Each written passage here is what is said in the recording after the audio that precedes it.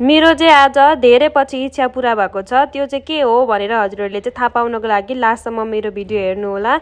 High everyone, म चाहिँ सुस्मिता महत। आज चाहिँ साउनको 4 गते फर्स्ट सोमबार मैले के गरेँ भनेर मैले फुल भिडियो बनाएको छु। लास्टसम्म हेर्नु होला। मेरो दिन चाहिँ स्टार्ट हुन्छ उठेर सबैभन्दा फर्स्टमा किचनमा गएर अनि पानी खान्छु। फर्स्टमा चाहिँ यो चाहिँ मेरो घर हो। धेरैजनाले चाहिँ भिडियो कहाँ खिच्नुहुन्छ भनेर सोध्नुभएको हुन्छ। मेरो चाहिँ भक्तपुर घर। मेरो चाहिँ घरबाट राम्रो सिन देखिन्छ। बिहानको भ्यू यस्तो छ, हेर्न सक्नुहुन्छ। म चाहिँ फर्स्टमा उठ्न साथ मुखसुख धोएर चिया बसालेँ। मैले चाहिँ उठ्न साथ अब मुखसुख धोएको ब्रस गरेको चाहिँ मैले भिडियो खिच्न बिर्सेछु। फर्स्टमा चाहिँ चिया बसालेँ, पाकिहाल्छ भनेर अझै चाँडो गरेर मेरो चाहिँ एकदम आज स्पेसल एउटा काम छ है।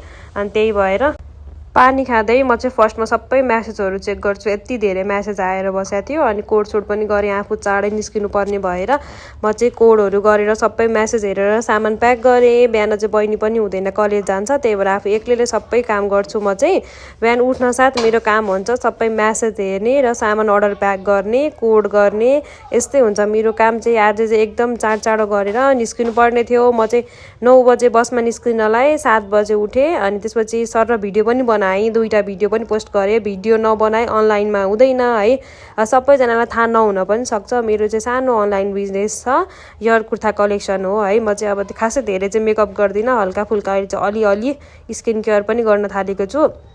नर्मल मैले चाहिँ सनब्लक र मोइस्चराइजर लगाएँ, अनि नर्मल फाउन्डेसनहरू लगाएर मेकअप गरेँ।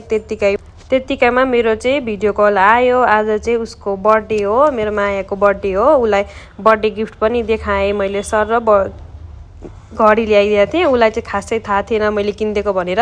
अनि मैले देखाएँ गिफ्ट ल्याइदिएको भनेर। ऊ पनि खुसी भयो। उसलाई चाहिँ यस्तो चेनवाला मनपर्छ फिता भन्दा नि। अनि मैले सुज पनि ल्याइदिएको थिएँ, सुज पनि देखाएँ। सुज चाहिँ उसलाई खासै मन परेन अरे, घडी चाहिँ मन पऱ्यो भनिराखेको थियो। म जस्तो बिजी मान्छे को होला र हेर्नु बाटोमा आएर कपाल गोड्दैछु। यति हतार भयो गाडी आउने बेला भएर म चाहिँ बाटोमा गएर यसरी कपाल गोड्दैछु। मलाई जहिले पनि यस्तै हुन्छ, मेकअप अलिअलि गरेँ है, कानमा पनि बाटोमा आएर लगाएको, कपाल यसरी गोड्दैछु। मलाई खासै त्यस्तो धेरै झालाकझिलिक गर्न आउँदैन।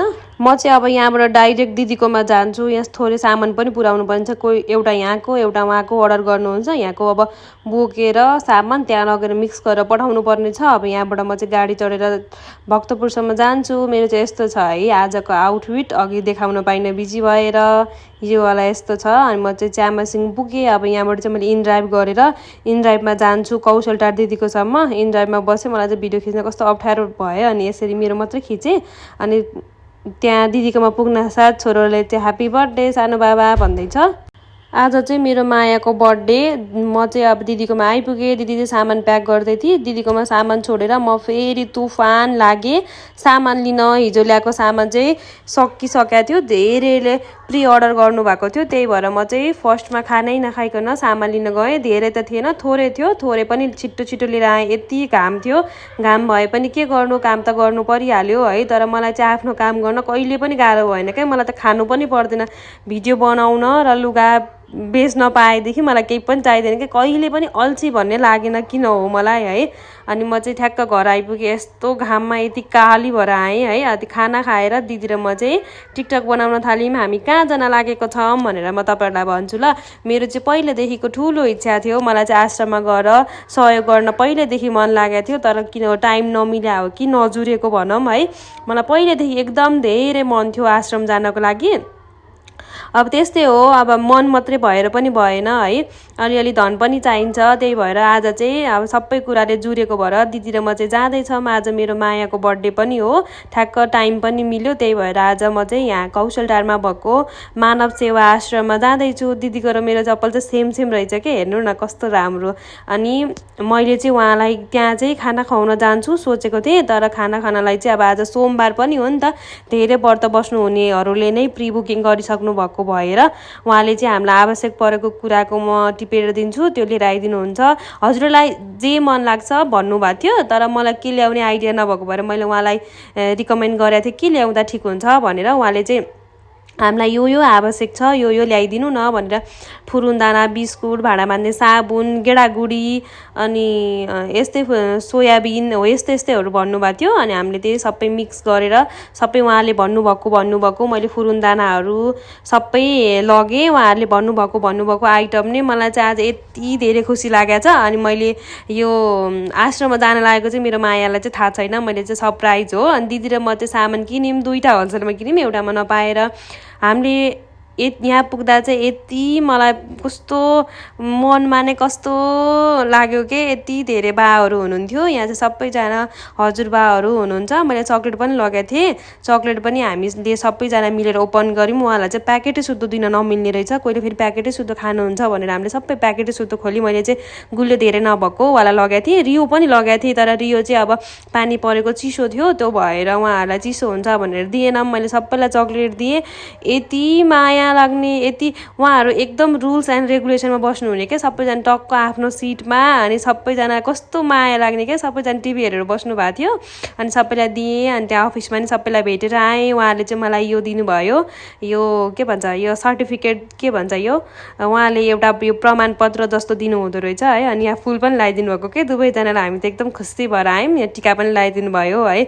म एकदम क्या, मेरो पहिलेदेखिको मलाई चाहिँ पहिलेदेखि मन थियो आश्रममा सहयोग गर्ने, आज पुरा भयो मेरो है। अनि आएर एउटा टिकटक त बनाउनु परिहाल्यो है।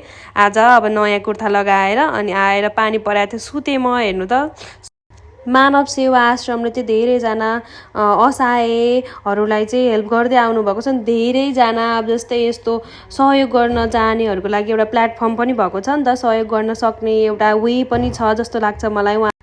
अनि म केरा खाँदा यो घरमा देखेँ क्या, यो घरमा किन यति धेरै प्लास्टिक राख्या हो, म छक्क परिरहेको छु कि। हेर्नु न, झ्यालभरि प्लास्टिक। अनि ठ्याक्क छोरो आइपुग्यो है घरमा स्कुलबाट। अब छोरोलाई पनि बिहानदेखि ह्याप्पी बर्थडे सानो बाबा भनेको छ, उसलाई पनि त केही ट्रिट त दिनु परिहाल्यो है। अनि आएर लुगासुगा फेरेर फेरि पानी परेको छ, पानी पनि जानु परिहाल्यो है, बच्चा न हो। अनि हामी चाहिँ खाजा खान गयौँ चोकतिर है, छोरो र म। अनि दिदी छोरालाई कहाँ जाने भनेको, सानो बाबाको बर्थडे खान जाने भनेर नाच्दै हिँडिरहेको छ। हेर्नु, बच्चा त हो है। अनि उसको चाहिँ अर्जेन्टिनाले हार्यो अरे भनेर छोरोको स्याडनेस छुट्टै छ है। त्यही पनि अब बर्थडे खान जाने सानो बाबाको भनेर नाच्दै हिँडेको छ। यस्तो हामी चाहिँ यहाँनिर अब मोमो के खान्छौँ, खायौँ। छोरोले चाहिँ कन्डक खायो। अब खाने कार्यक्रम पनि सक्यो। हामीले चाहिँ मोमोहरू यस्तै सबै खायौँ। छोरालाई मैले चक्लेट पनि किनिदिएँ, अब बच्चा त हो, बच्चालाई चक्लेट चाहिहाल्यो। अनि हामी चाहिँ खाएर घर फर्क्यौँ। अब चाहिँ छोरोको होमवर्क गर्ने पालो आयो। सबैजनालाई थ्याङ्क यू लास्टसम्म भिडियो हेर्नु भएकोमा। आज चाहिँ मैले मेरो पहिलेदेखि मनमा लागेको कुरा पुरा गरेँ।